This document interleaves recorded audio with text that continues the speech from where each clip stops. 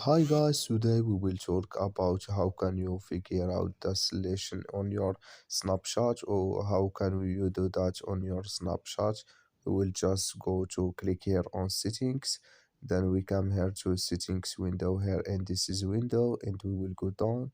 We will click here on apps, then we come to apps window and we will just go down here to looking for Snapchat app here and this is window. We will just go down and we will click here on snapshot, then we come to next window here like you say. We will click here on for stop and we will click here on ok, and you just click here on storage, then you come here to storage window, you click here on clear cache, then you will click here on clear data, and you just turn off your Wi-Fi and turn on it, and it's going to work with you.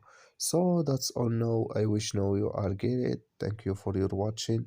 Don't forget to support us by like and subscribe, and see you in next video.